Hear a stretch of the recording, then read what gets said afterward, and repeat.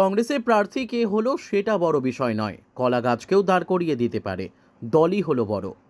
কংগ্রেসের পশ্চিম ত্রিপুরা আসনের প্রার্থী সম্পর্কে এমনভাবেই প্রতিক্রিয়া দিলেন বিধায়ক বীরজিৎ সিনহা। তবে বিজেপির বিরুদ্ধে সমালোচনা করেন ঠিকই। 60% মানুষ বিজেপির বিরুদ্ধে বলে তিনি মন্তব্য করেন।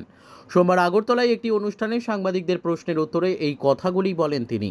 প্রসঙ্গত, প্রদেশ কংগ্রেসের সভাপতির পদ থেকে সরিয়ে দেওয়ার পর দলের সঙ্গে একটা দূরত্ব তৈরি হয়েছিল বীরজিতের। এখন অবশ্য দলের কিছু কিছু কর্মসূচিতে যোগ দিচ্ছেন। লোকসভা নির্বাচনে কি ভূমিকা পালন করেন সেটাই এখন দেখার। দল যদি কলা গাছও দেয় তার জন্য খাটতে হয়।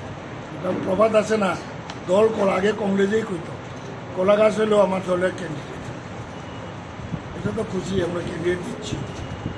বিজেপি গত বিধানসভা নির্বাচনে 39% ভোট পেয়েছে, কংগ্রেস পেয়েছে 39, সমান সমান।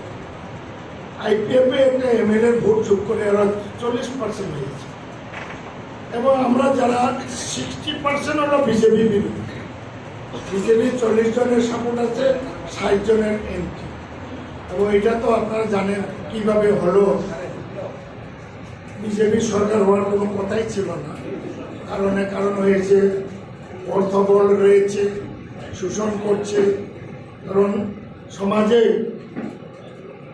সমাজের যে রিক্সা ড্রাইভার, যে ডে লেবার 500 টাকার যে মজুরিতে কাজ করে, মজুরি শেষ হওয়ার পরে যখন বাজারে যায় তার থেকেও জিএসটি কাটা হচ্ছে। সুতরাং সব টাকাটা ইউটিলাইজ হচ্ছে ইলেকশনে। আমার মনে হয় ভারতের মানুষ এবার যোগ্য জবাব দেবে। Bureau report, news daily Bharat.